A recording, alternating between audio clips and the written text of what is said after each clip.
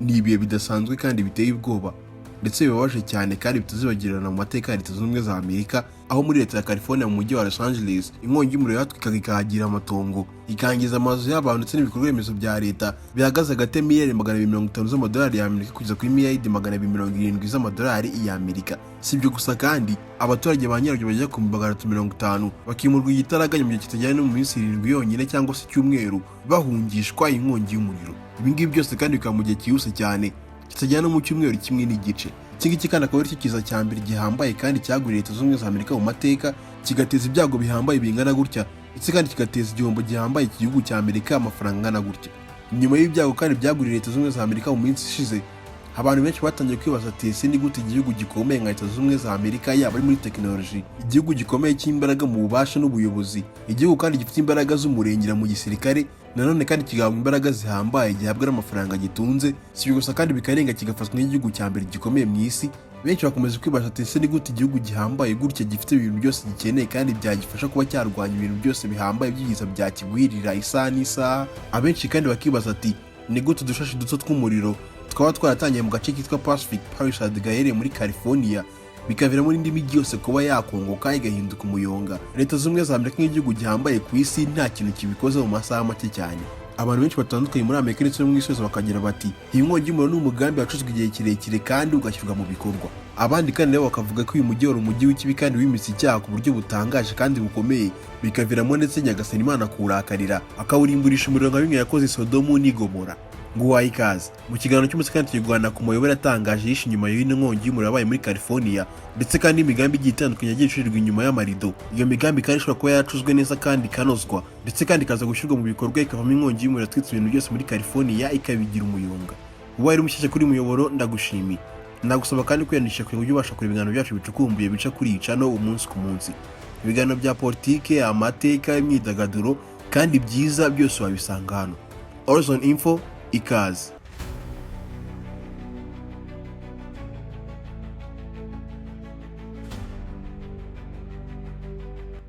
Ku itariki ya 7 muri ukwezi kwa mbere k'uyu mwaka ahagana saa 4 n'igice mu mujyi wa Pacific Palisades ishyira mu burasirazuba bw'umujyi wa Malibu nibwo hatangiye ibishashi bitoya cyane. Ibi bishashi kandi nabyo bitezwa umurindi n'umuyaga muke wari murabihuha bigenda bisakara mu tundi duce twinshi dutandukanye birimbura amazu menshi atandukanye yo muri uyu mujyi wa Los Angeles. Muri raporo kandi yatanzwe n'ibiro bikuru bya guverineri w'uyu mujyi ariwe Gavin Newsom, batangaje ko inkongi y'umuriro yatewe n'umuyaga mwinshi urimo urahuha ugahungabanya amapoto y'umuriro ubundi akavamo umuriro, byakwitiramo n'akavura kari karimo karagwa muri uyu mujyi wa Pacific Palisades, inkongi y'umuriro ikavuka gutyo. Gusa benshi bagahakanira raporo yatanzwe n'ibiro bya guverineri, ahubwo bakavuga ko inkongi y'umuriro yarapanzwe kuva kera kandi ikaza gushyirwa mu ngiro nyuma, aribwo kandi yabaga ku itariki 7 z'uku kwezi kwa mbere. Izi kandi ni impamvu zikurikiranye ngiye kukubwira zituma abaturage benshi bakomeza kuvuga ko inkongi y'umuriro yarapanzwe kuva kera igashyirwa mu ngiro kandi mu nyungu z'abagwisatungo ndetse n'abakire b'Abanyamerika bari hejuru. Hakomeje gusohoka inyandiko nyinshi zitandukanye zandikishijwe n'imashini zivuga yuko muri mujyi wa Los Angeles hari hagiye gushyirwa umushinga w'ubwubatsi uhambaye witwa 15 Minute City. Uyu mushinga kandi wahawe izina rya 15 Minute City, akaba ari umushinga uhambaye wari kubakwamo amazu menshi atangaje kandi akataraboneka muri mujyi wa Los Angeles, maze ngo uyu mujyi ukaza guhinduka nka paradizo rwose. Mu bacurabwenge kandi ba Amerika ndetse n'abagwizatungo bayoboye igihugu cya Leta Zunze Ubumwe za Amerika mu gutera imbere uyu mujyi wa California, bakaba kandi barabonye kugira ngo babashe kubaka uyu mujyi wabo w'igitangaza bizabasaba kubanza kurimbura uyu mujyi wose, bagasenya amazu yose bakabona kubaka umujyi wabo wakataraboneka bo ubwabo bita umujyi wa paradizo cyangwa se umujyi w'ahazaza. Uyu mushinga kandi witwa 15 Minutes City akaba ari umushinga wavumbuwe n'Umufaransa ndetse w'Umunyakolombia ariwe Professor Carlos Moreno mu mwaka wa 2016. Uyu mushinga kandi witwa 15 Minutes City wakozwe na Professor Carlos Moreno, akaba ari umushinga we yakoze hagamijwe kugira ngo babashe kubaka umujyi w'igitangaza, aho buri muntu wese utuye muri uyu mujyi ari kujya abona serivisi zibanze kandi mu gihe gito ndetse vuba. Muri izo serivisi kandi harimo ubuvuzi, guhaha, gukorera siporo, amasomero cyangwa se libraries ndetse kandi n'amashuri. Carlos Moreno kandi yari yavuze ko izi serivisi zose zizajya ziboneka kuri buri wese utuye muri uyu mujyi mu gihe kitagera ku minota 15 yose, ndetse kandi nta kinyabiziga gikoresha peteroli cyangwa se essence gikoreshejwe mu kugira ngo umuntu wese abone iyo serivisi. Birumvikana ko buri wese ari kujya akoresha amaguru, amagare cyangwa se ikinyabiziga gito cyane dukoresha ingufu ziturutse ku mashanyarazi. Ibi kandi bikoze mu buryo bwo gutabara abantu bitewe n'uko essence cyangwa se peteroli ikomeje kwangiza ikirere umunsi ku munsi, ndetse kandi ibyo byose biva muri izo peteroli ndetse na essence mu gihe biri gucanwa bikangiza abantu ku buryo buhambaye. Amakuru yose kandi yagatangaza wasanga kuri uyu mujyi witwa 15 Minute City. Professor Moreno akaba yashyize mu gitabo cyo yise The 15 Minute City, A Solution to Saving Our Time and Our Planet, cyangwa se tugenekereje mu Kinyarwanda igisubizo cyo gutabara igihe cyacu ndetse n'umubumbe wacu. Mu mijyi kandi ashyirwa ku mwanya wa mbere muri Leta Zunze Ubumwe za Amerika yuko bazubakamo uyu mujyi akaba ari Atlanta, San Francisco, umujyi wa Milwaukee ndetse na Los Angeles. Reka noneho tuvuge ku bimenyetso bikurikira abantu benshi bakomeje kugendera bavuga yuko ibintu byari byarapanzwe ngo bashyire hasi uyu mujyi wa Los Angeles. Mu kwezi kwa munani k'umwaka wa 2024, meya w'uyu mujyi ariwe Madame Karen yasinye cyangwa se yasinye ku rupapuro rwemezaga yuko agomba gukatwa amafaranga agera kuri miliyoni 18 z'amadolari ya Amerika. Hangaha kandi akaba ari amafaranga yavaga mu isanduku ya leta agashorwa mu bikorwa byo kurwanya inkongi z'umuriro zari kuba muri uyu mujyi isaha n'isaha. Bitewe n'uko kandi muri uyu mujyi hakunda kuba inkongi z'umuriro nyinshi zitandukanye, abenshi bakomeje kwibaza bati ese ni gute meya w'uyu mujyi ariwe Madame Karen yakemeza ko leta ikwiye kurekera gushora amafaranga agera kuri miliyoni 18 z'amadolari ya Amerika mu kurwanya inkongi z'umuriro, babizi ko uyu mujyi ukunda kubamo inkongi z'umuriro bikarenga kandi nyuma y'amezi 4 hakaba inkongi y'umuriro iteye itya. Reka tujye ku mpamvu ya kabiri. Mu kwezi kwa kane k'umwaka ushize wa 2024, guverineri w'iyi leta yiwe Gavin Newsom nawe kandi akaba yaranze gusinya ipapuro rwari kwemeza igomorwa ry'amazi yari kuva mu gace ka Santa Joaquin muri Sacramento. Aya mazi kandi akamara ku bice byinshi bitandukanye by'amajyepfo ya California, hagakoreshwa ibintu byinshi bitandukanye.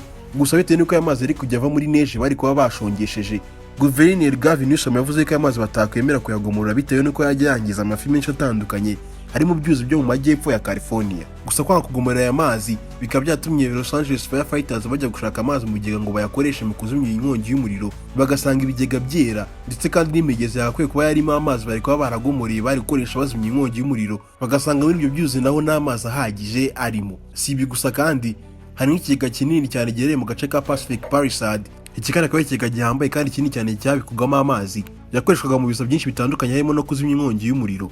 Mu myaka ishize Los Angeles Firefighters mu kujya gushaka amazi muri kino kigega basanze nta mazi arimo kandi baragifunze. Mu guperereza bitonze kandi basanze ko ikigega cyafunzwe binyuze mu mategeko y'abari hejuru, ngo batanze itegeko yuko kino kigega gikwiye kuvugururwa. Gusa n'ubundi bajya gushaka amazi y'umuriro yo kuzimya inkongi y'umuriro bagasanga n'ubundi kitarakozwe cyangwa se kitaravuguruwe.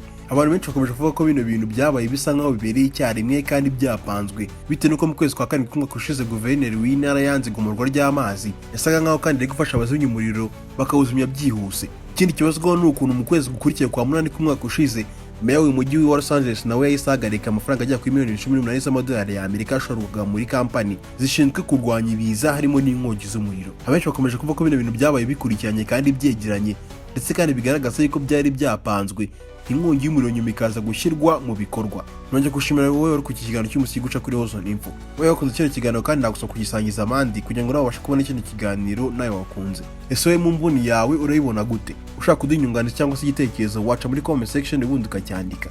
Bifurije n'iryo mu mukora byose muhaye umurongo kandi kubajyanye iby'agaciro kuri Ozone Info. Ibiganiro byacu nakagaruka nawe ubutaha.